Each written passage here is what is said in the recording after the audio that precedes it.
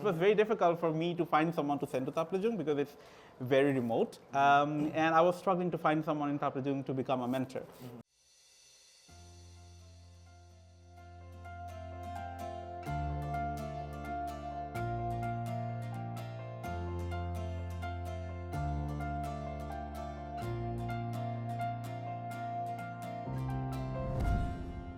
Hello and welcome to another episode of Chair to Chair with Learnio. Today I have with me Aman Shrestha, one of my closest friends in Nepal. Thank you, Anik, for having me here. And I'm Aman. I'm the IT manager at Human Practice Foundation, and I've been working together with Learnio to implement our project in the IT Academy in Taplejung. Yeah, I remember this IT Academy project when we started it in Taplejung for the first time. Thankfully, you decided to take this as an opportunity and move to Taplejung to train our students. And I clearly remember you said that you want to be there for 6 months and then you want to come back. And it has been what, like 4 years now? Incredible. And you haven't still moved back to Kathmandu yet. You're still loving it there. It was a project in the beginning, but it turned into a passion project. I wanted to go to Taplejung because it was in the hilly side of Nepal, remote area, and I wanted to see the place. Back and forth, I do back and forth from Kathmandu to Taplejung, Taplejung to Taplejung. I started out as a mentor, and right now I'm looking after the project as the project manager, IT manager there. Before I went to Taplejung, I was working in a private corporate company. So I was in the corporate life, 9 to 5. It's a completely different thing because when you're working corporate, it's more like work. But this, the kind of work that we do now, it's not only work, but it also feels like a lot of fun. You get to meet so many people. I'm giving something to the community. Even you, whenever you come to Nepal, you feel like you are giving something to the community. Yes, very much so. So it's really fun to work there. You know that. Yes. Yeah? Yes. As we're talking about the project, can you tell us a little bit more about what you do in the project, what kind of things you're teaching to the students and how it's making a difference? Initially, I started out as the mentor. I was the mentor for graphic design and digital marketing. Right now what I do is I overview the project, the bursting part, everything.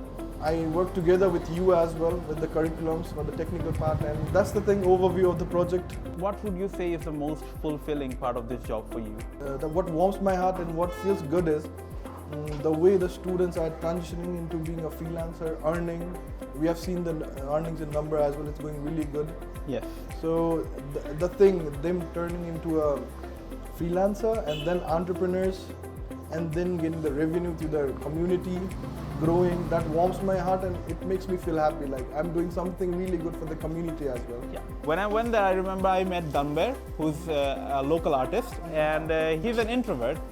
So he wanted to work from the comfort of his home and he wanted to use his artistic skills to do something. When I went the next time, I saw that he was becoming a bit of an extrovert. He could teach students and now he's a mentor. He has been a mentor for the last 2.5 years now. Yeah. That's incredible to see. But I'm sure there must be some big challenges as well. It seems that the students have really good idea, but they couldn't present it to potential client. Even if you have faced it, like you go there and we try to communicate in English with them.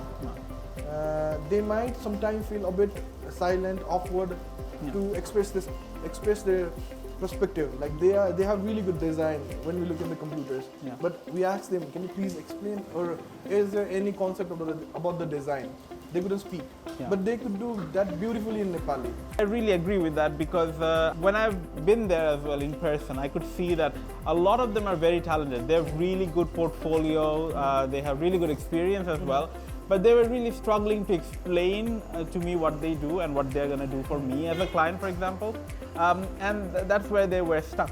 But I think with more communication skills training, we can solve that because we have seen that that's already working. That is very well put. I couldn't have done it better. And one last thing is if you can take a look at the camera and tell the people watching this video how they can support this project. So there are many points, but I'll keep it short now.